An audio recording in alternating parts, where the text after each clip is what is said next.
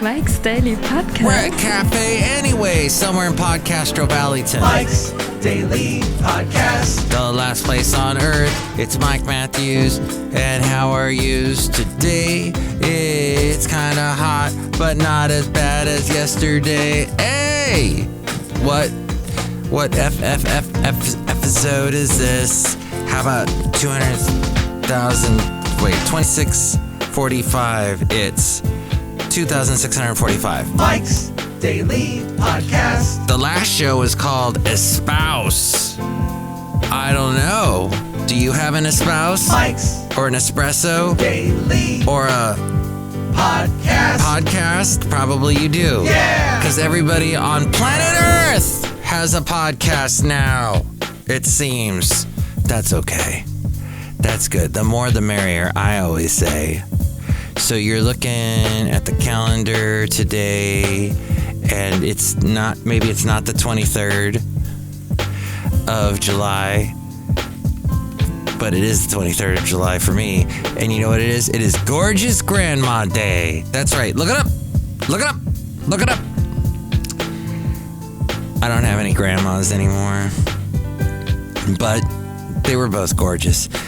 National Parents Day is today. A salute to you parents who take your kids to the pool to get a little bit more comfortable in this hot weather during the summertime, and they're running around, and oops, somebody steps on a bee. Mom! Happy National Parents Day. It's also National Vanilla Ice Cream Day, which I think every day is National Vanilla Ice Cream Day. I don't understand why they say that. Oh, but if you're listening to this on the 24th, it is National Drive-Thru Day. And that makes sense because people are staying in their cars that are air-conditioned, hopefully, and they're picking up fast food. Here's today's podcast picture. Awful, horrible fast food. Hey, the podcast picture, I'll tell you in a moment. I think, I'll tell you right now, actually. It's from Benita when I was there. Let's see, it was a week ago this past Thursday. Not that you need to know the specific date, but it was fun. And it was hot, but not that hot. And the lady that says Mike's Daily Podcast is my cousin, Anki. That Basil the Boxer met Anki. She got to walk Anki got to walk Basil, the late great Basil the Boxer, years ago. Anyway, it's National Cousins Day today, so happy National Cousins Day. And a lady who is quite important to the Oakland area, believe it or not, the Oakland airport in specific, because she actually flew out of there a couple times. It's National Amelia Earhart Day. Disappeared after some bizarre circumstances. In fact, there is a museum. Not a museum. Well, there is a museum in Oakland. There is an aviation museum. I think it actually has a section about her. And there is also a restaurant called Amelia's that's at this hotel, and I've eaten there, and the service was odd. So this is a plug and a slug. The service was really weird. The lady was about my age, our food server, and just. So, guess what has fizzled out? Now, I told you in the last podcast about Pete's Wicked Ale. Perhaps you remember it. It ended in 2011. You know what else has ended? The hard seltzer boom. It has fizzled out. But Boston Beer's Twisted Tea might be a summer hit. Chipotle introduced guacamole. They didn't introduce guacamole, but they introduced a guacamole prep robot called Autocado. Hello, I am Autocado. What can I make for you today? I would like to say something in Spanish for you. Hola. Today it takes roughly 50 minutes to make a batch of Chipotle's guacamole, and the Autocado could cut the prep time in half. The restaurant industry has been struggling with a shrinking workforce and rising labor costs. I've been telling you all about the 4% charge that a lot of restaurants in the Bay Area are doing now. Guess who didn't do that to me today? The wonderful folks at Taqueria Limon in, I think, or maybe they call it Taqueria Limon Extra now, I don't know. But I got a breakfast burrito from there today because I had to produce a show, a live show. There were 2 live shows I did by the same guy. He does them on 2 separate stations. His name is Ed Lewis. He loves it when I put sound effects on his show. And I had a little time. I had an hour in between his 2 shows, so I ran out and got a breakfast burrito. So that was very nice. What was not nice was having to get up early on a Sunday and driving all the way to Fremont to do this, even though I'll gladly do it for Ed Lewis, but still, it was because somebody called in sick at the last minute. And if you're keeping track, Mike has had in the past week 3 employees call sick on him. 2 of them just out of the blue. It was an emergency situation, just out of the blue. Although both of their excuses seem somewhat suspect, but who am I to say? But I guess every manager is going to deal with the excuses with a healthy heft of skepticism. But dang, I'm sure they're both like on a cruise ship together, probably enjoying themselves. And then there was another guy. He didn't give me a week notice, but like 4 days, 3.5. And we had to scramble to have his shift covered. And in 2 of the instances, I had to cover them. So, yes, the fun of being a manager. And you know what else is fun? Sriracha.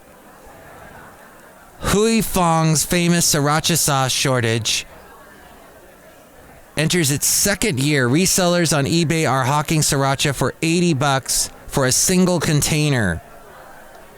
And apparently the shortage is because of a bad crop of chili peppers. I got all this information from Rob Black because somebody called in sick. Although I told Rob it was because I happily volunteered to do a show, and I always jump at the chance to do a show, but the Rob Black Show is a podcast that I help produce. He does his show weekday mornings on a radio station in the Bay Area. And I helped produce that, do all the sound effects and do all that fun stuff, make sure it went out live over the air on Friday. So I've been busy. Did a live radio show Sunday, today, and we're outside a Café Anyway. Somewhere in Podcaster Valentino, the last place on earth. Life grand.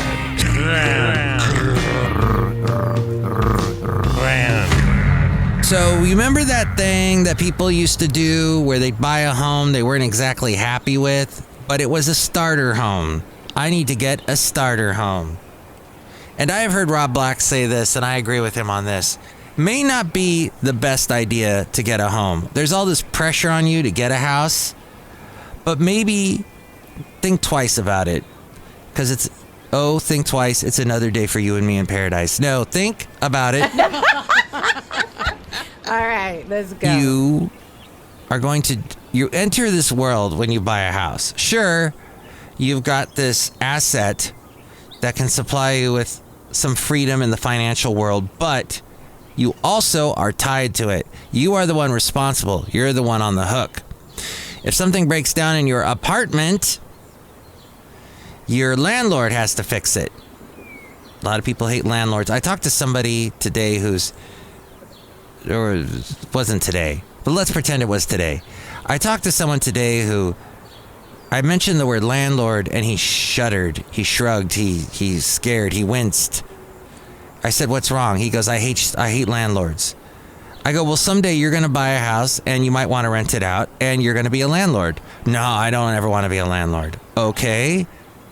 You just closed a very nice door of opportunity to yourself. I never thought I would be a landlord. I am now a landlord, but I've been a landlord for over 10 years. Do I enlist the help and the skills of professionals in being a landlord? Oh, heck yes. It ain't easy. Don't fool yourself into thinking it's easy. I know this one guy. He's about my age. He bought a house. He's the landlord. He takes care of a bulk of everything. The property manager takes care of some stuff. But he goes up to the place where his house is, and he has to physically be there. I can't physically be where the house is because it's so far away. I have to take a plane to get there. But still, I am a very fair landlord. My tenant needed something fixed. I fixed it right away for them. They actually wrote back and thanked me. And I think that's the type of landlord you need to be. You need to show responsibility. I had a landlord for 11 years when I lived in Ventura who was somewhat helpful, nice guy. I got into long discussions with him. He liked the fact that I worked in radio, especially country radio. He liked country music. But stuff would break down and he would take days to come over and fix it. Water heater would be out. I'd be taking cold showers for a couple days. The toilet would back up. I'd have to deal with, I don't know, going in the bushes for a couple of days. It was horrible. So you need that if you're a landlord, please, please, please be a responsible landlord. Show responsibility. Do what you need to do. Remember, there's someone living in your home, and they'll be respectful to your home if you're respectful to them. Now, I did have a bad property manager for a while, and this property manager did not let me know about certain things that were going wrong at my house that I should have been able to come in and fix. I didn't know. I didn't have that knowledge. So, starter homes sometimes lead to rentals because people move on from the starter home, but they want to hold on to it. Maybe they can't sell it for what they bought it for, and then they go and they buy another house, and if they have the money. For millennial and Gen Z home buyers, purchasing a starter home may be a thing of the past. The starter home is usually the first home a person or family is able to purchase. It tends to be a 2-bedroom, 1-bath, 750 to 1,200 square foot home, where the homeowner only lives in for about 3 to 7 years as they save up for their forever home. The typical starter home costs about $179,407 nationwide. Let's round that up. $180,000 nationwide.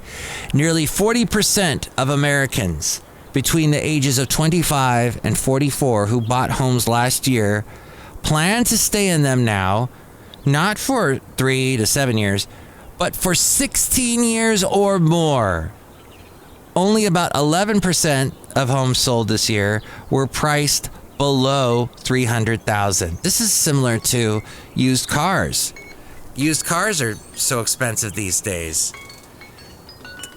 And that's a whole other kettle of fish that I like to sing. Kettle of fish, that's a whole other kettle of fish. That was a good song, wasn't it? First of all, I just want to thank everyone for joining us here on this show. This is great. That's right. Thank you for joining us. Those who were able to purchase homes last year likely locked in a low mortgage rate, but the average rate for a 30-year fixed mortgage is about 6.81% now. Currently, 2/3 of all home buyers have mortgage rates at or below 4%. So there. That's where it's hovering. The mortgage rates were much lower, of course, for a number of years. As we came out of the last economic downturn, and interest rates held for quite a while. And I believe Trump slammed his fist on the table and stomped his foot and said, "Don't raise the interest rates." Or did he say, wait, did he? Or did he say raise interest rates? I'm feeling like he said don't. But now I don't think. I've got to look it up. That's a problem. Some stuff in the back of my brain. I'm trying to, let's see, I'm focusing now, focusing. Amazon. Amazon's first Prime Day took place in 2015. It felt like Black Friday in July. And for 5 years, growth of the event's 48-hour period swelled sumptuously. Right? Good. Alibaba does the something on Singles Day, which is November 1st, because it's 111. So those are all ones, so they're singles, so they call it Singles Day. I guess. Prime Day in 2020 marked 30% growth over the previous year. However, growth has slowed since 2020. Amazon's Prime Day is growing increasingly irrelevant as every store seems to offer summertime deals. Now they make most of their money from cloud computing, and that is, I think, where my website, Mike's Daily Podcast, sits on. Amazon teamed up with Priceline on Prime deals for discounted hotel rooms this year. Americans are choosing experiences over material splurges, like air fryers. This is interesting. Wow, this is interesting. When people buy an air fryer, they rave about it for a little while, and then it just gets thrown in the garage. Air fryers, they're all the rage for half a second, and then I don't know if people get sick of the taste or what. They miss the oil. I don't know. So that's all I wanted to share with you outside of Café Anyway, somewhere in Podcastro Valley, the last place on earth. We have a wonderful segment we're going to bring to you. We bring it to you every once in a while, called the Mike Matthews New Tunes Feud. This is where a couple of songs fight it out. They fight. And we'll see who wins. Well, actually, we probably won't see who wins because nobody ever calls in to tell me which one they like best or email me. But if you would like to call me, 510-228-4640. And if you'd like to email me, mikesdailypodcast@gmail.com. Or you can just comment below wherever you are seeing this. I think Apple allows you to comment. I don't think Google Podcast lets you comment. But this is on a bunch of other platforms, including Stitcher. But Stitcher is going to be going very soon. Yes, it will only be around for about a month more. It ends at the end of August. I got the chance to... Now, you go, oh, Stitcher, what the heck is that? Well, in the early days of podcasting... Now, podcasting's been around for a little while, let's just say. I don't know if it's 20 years old. Rob Black, who I mentioned earlier, he tells me that he had one of the first podcasts. Back in the day, he was with CNET, and he did a recorded show, an audio show. Podcasts have to be audio. If you think you're a podcast and you have like a video show, no, you're not. You're a TV show. You're a video show. You're a vlog, but you ain't a podcast. Defend that adamantly. But the audio was saved on the website for CNET, and people could listen to it on the CNET website. Awesome. Which classified it technically as a podcast, and people would have to listen through their computers, or they could download it to their iPod and listen to it later. But that's now, anyone can podcast now. All the podcast platforms want you to podcast, so they have more content, so that they get more clicks, so they can have more ads and make more money. And this podcast has been around, by the way, I think since 2009. That's right, 2009. So, in the early days, about 2011, I discovered Stitcher. I heard an ad, I think it was on NPR, saying, hey, try Stitcher, the Stitcher app. It lets you listen to podcasts. And so I said, is my podcast on there? No. What do I need to do? Okay. I did what I needed to do, and voila, my podcast was on there. And then one day, I got an email from them.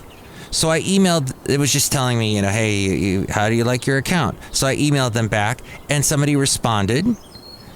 And I said, hey, I see the address for your location, for your headquarters, is on Market Street in San Francisco. Can I come visit? And they said, sure, Mike, whenever you want. Wow, you do a daily podcast. That takes a lot of dedication.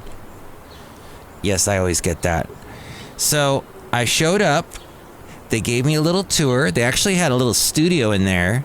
If you wanted to, you could do your podcast there. They welcomed everybody at the time. They gave me a t-shirt, which I still have. They gave me 2 bumper stickers, which I have stuck to my desk at home. Fair and unbalanced. Oh, Mike. You're such a creative soul. All right. But that was very nice. They then invited me. Hey, we're going to do, every once in a while we do a thing where we try and get all the local podcasters to show up. We have pizza and we talk about podcasting.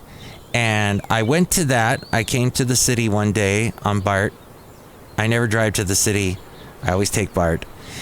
And I get there, and there are all these podcasters. There were a couple guys there. Hey, I'm thinking about podcasting. I've never done it. So I talked to them. Fascinating. I always love talking to podcasters. And then they had a little talk. None of the podcasts stick in my mind, but I do remember there was one lady named Lena Masitzis, and she had been producing a podcast that's now gone called Decoding DC. And the host of that show used to host NPR's, what do they call that weekend show? All Things Considered Weekends. But she did Sundays. And I remember the lady's voice, not Lena's. Lena didn't talk. She just produced the podcast. Now, Lena has gone on to do some stories for This American Life. She has a really funny Twitter feed that I still read. Every tweet she posts is pretty funny. It's also, like, a little crass. She likes to be crass. And I posted a picture. I got a picture with her, and I posted it on Facebook, on my Facebook feed. And I think that picture has the most views, the most likes I've ever seen. She knows a lot of people, so all these comments, and I don't know what it was, if I looked dorky or she looked like she wasn't happy getting a picture with me. I don't know what it was, but that was a fun evening, and the pizza was free. That was delicious.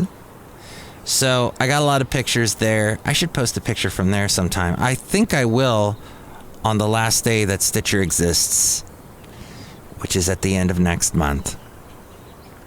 So you can find us all over the place, and to find the places to catch this podcast, and maybe to give you an idea if you would like to start a podcast where you can post your podcast, there's all these great places that I have found.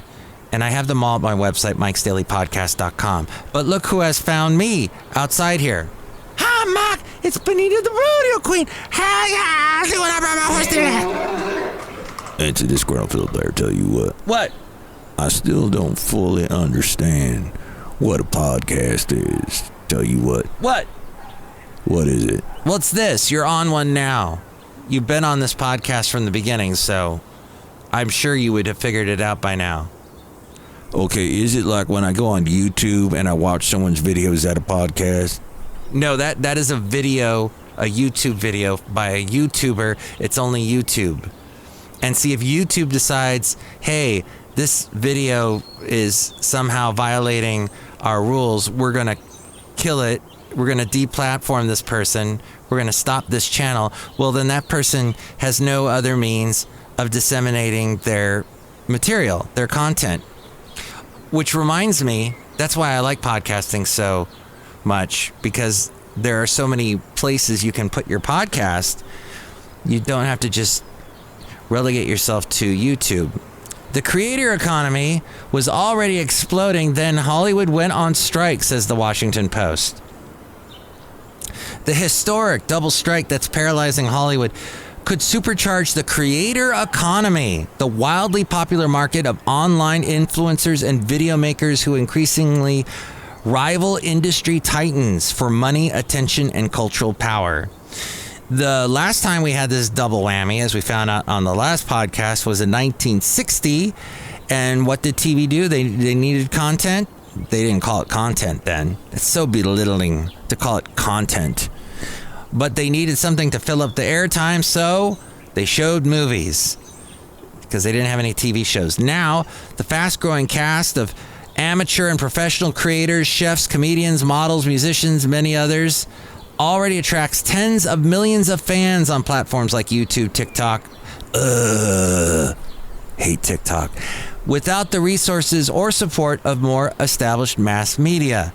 Now, as American film and TV production grinds to a halt, possibly for more months, many more months, they stand at the center of a major shift that could change entertainment and further blur the lines between traditional and digital fame. However, meanwhile, in the movie theater, you've got Barbie doing super well and Oppenheimer, which, by the way, Christopher Nolan, he was influenced by a particular song by Sting. And even when I first heard about the movie Oppenheimer, I remember singing to myself, oh yeah, there's that line in that Sting song off of Dream of the Blue Turtles, the fourth single off of that. The first one being It Set Them Free. The second one being If I Build This Fortress Around Your Heart. Fortress Around Your Heart, I think is what it is. The third one being Love is the Seventh Wave.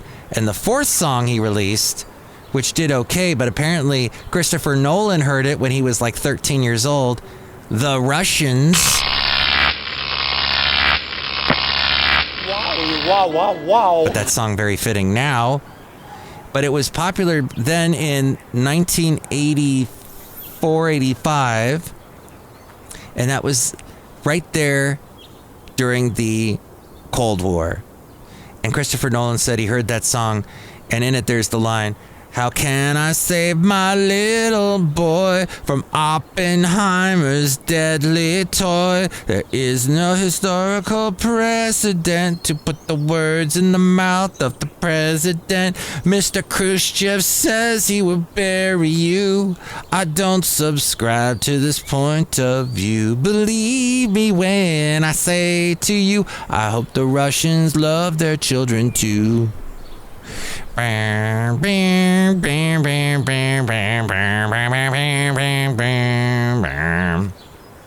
that song. I think I put the words out of order, but there, it mentioned Oppenheimer.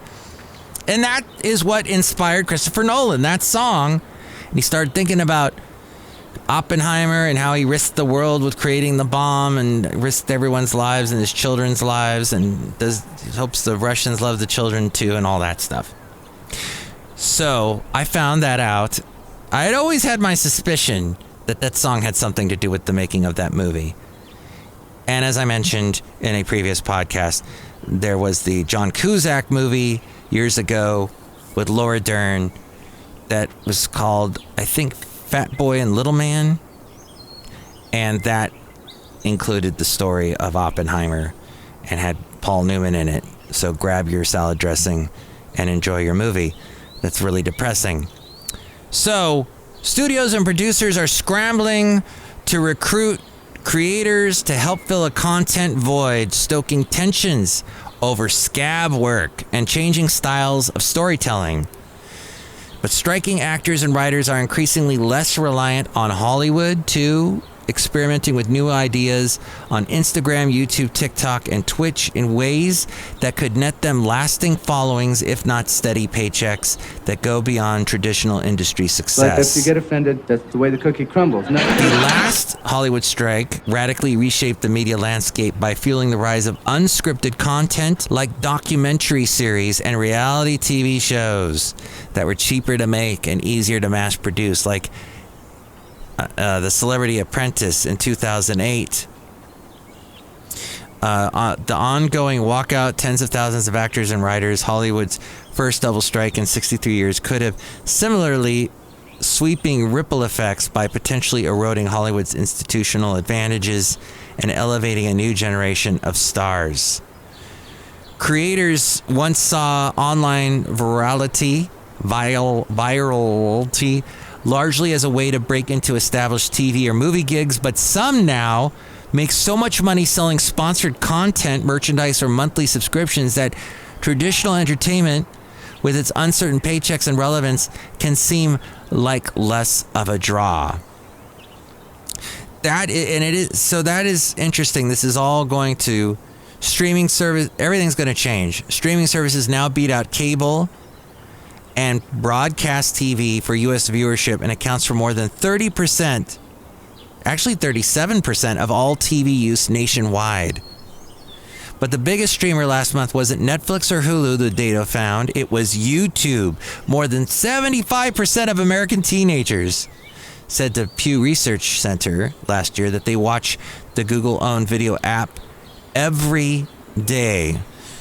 And beyond Americans' media consumption, YouTube and other platforms have lowered the barrier of entry for people wanting to make content themselves, from TikTok's free video editing tools, so you can do it yourself.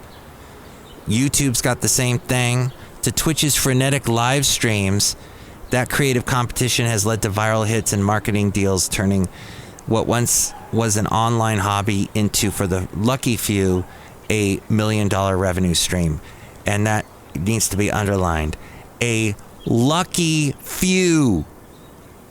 It's still going to be tough. You just have to have it. That certain something. I guess that's been true forever. You know who has a certain something? Mike Pence. I don't know what that something is. A contradiction. He said that, he's different from Trump, but then he supports Trump. Wrong. It's weird, but he's dealing with that because you'd be in jail. Conflict within, it seems, and he unleashed it on CNN host Dana Bash this morning. After she reminded him that supporters of Donald Trump erected a gallows and wanted to hang him during that January 6th insurrection. Wine. Well, I like The whiny white man wine list.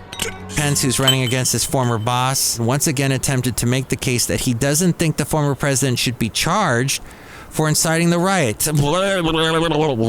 We love you, Mike. That put his life and the lives of lawmakers from both sides of the aisle in danger. What? I just did a total Lewis Black just then.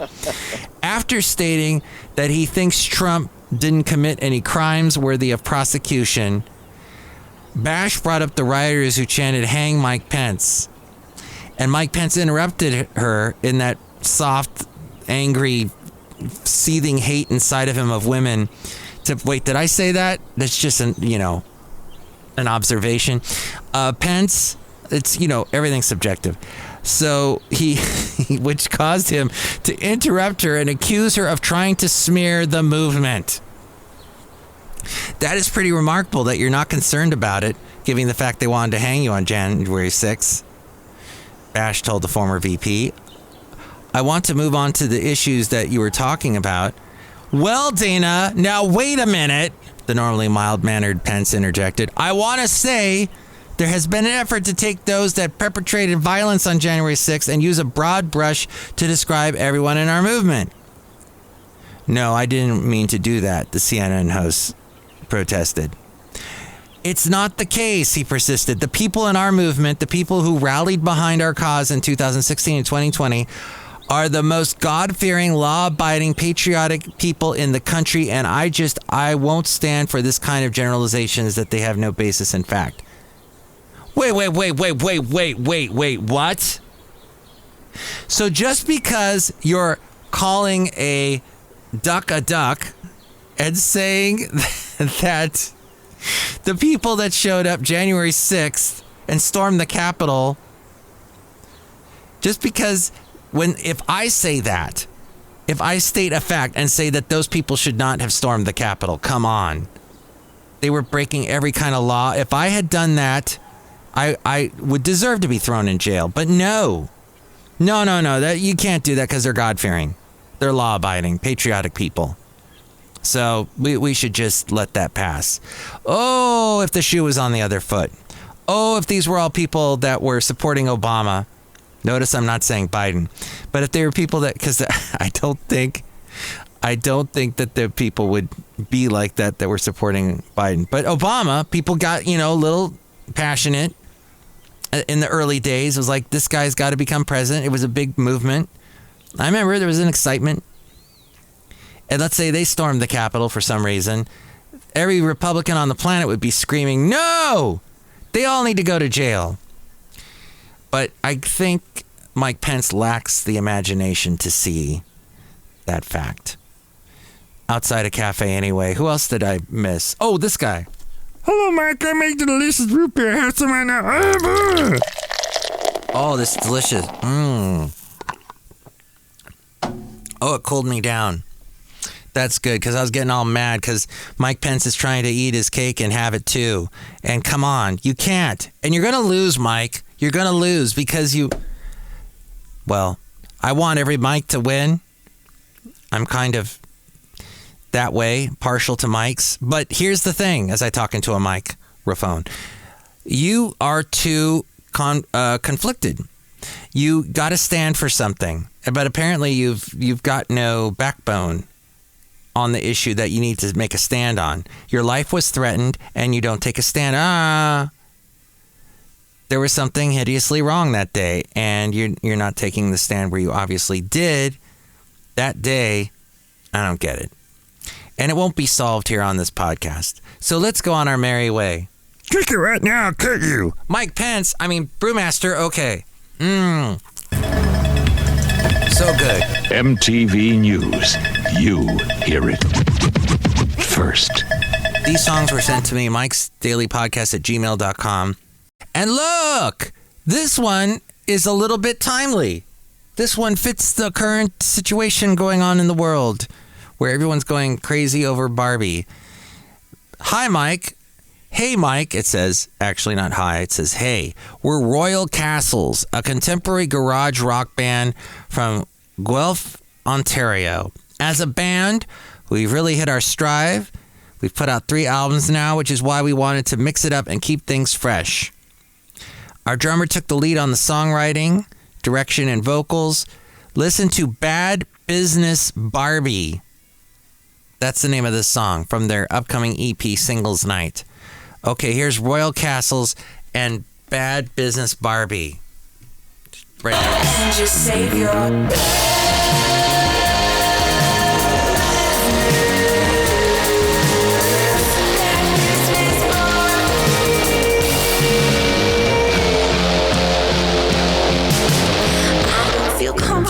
I have to stop it there or I'll get dinged by YouTube. And they'll deplatform me, which I don't really care because, you know what? I am on all these platforms that I mentioned that you can find at mikesdailypodcast.com. Royal Castle's Bad Business Barbie. The second song is by Amara. Hi, Mike. Still is a lush, ethereal pop song that attempts to distill my experiences of love into metaphor. Love is a decision, love is a risk. Love author's story and marks time. And beyond the loss of love, or rather the shift of its shape, one might look back to see if that love still exists as remembered and is available to be visited once again, even if only as an idea. It's one of my favorites on my debut LP, Child of Venus. This song is called Still by Amara. She's got 2 A's in the middle of her name.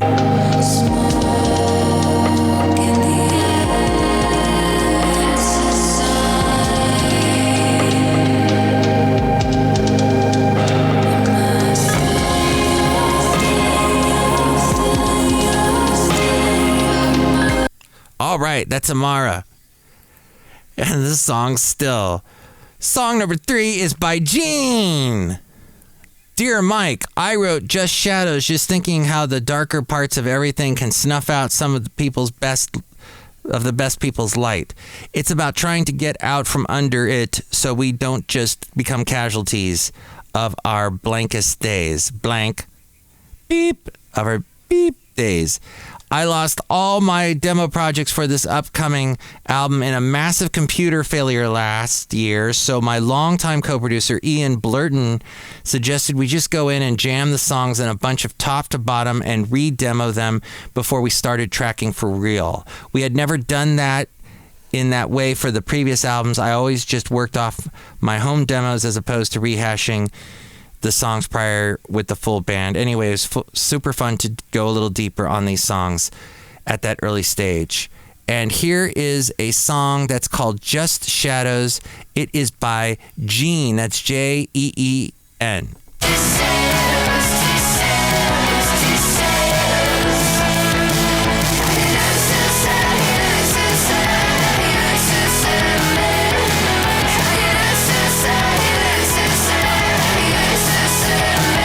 All right, it's called Just Shadows, and that's by Gene.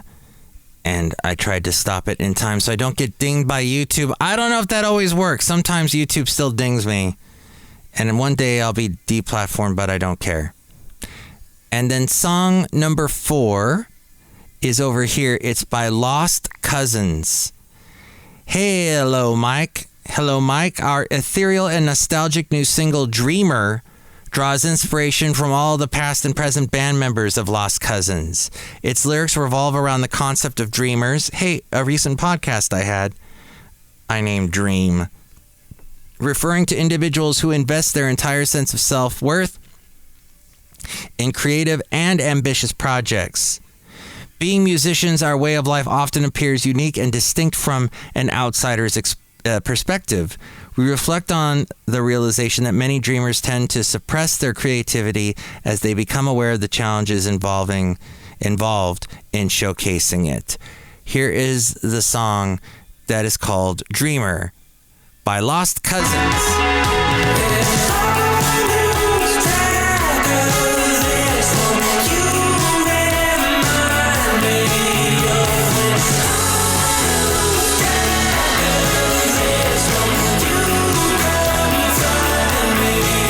Nice. And finally, song number 5. It's Alex Richtenauer. Oh, okay. A master of playful sonic whimsy, electronic pioneer Mort Garson spent a lifetime quietly pushing the boundaries of synthesis. The latest track to his name, Zoos of the World, is baroque and unpredictable, centered on warm keyboard patches that come together to replicate the tonalities of a retro-futuristic orchestra. The springy cut was taken from a 1970 National Geographic special. The track follows Moon Journey, the soundtrack to the live broadcast of the 1969 Apollo 11 moon landing, as first heard on CBS News. Nearly in tandem with the release date will mark Mark Garrison's 99th birthday. He's still around, and the anniversary of the moon landing. And so this is actually Alan Richter and Andy Wilson. Oh, that's who sent it to me. It's Mort Garson. And here is a little bit of the song Zoos of the World, and Mort is 99.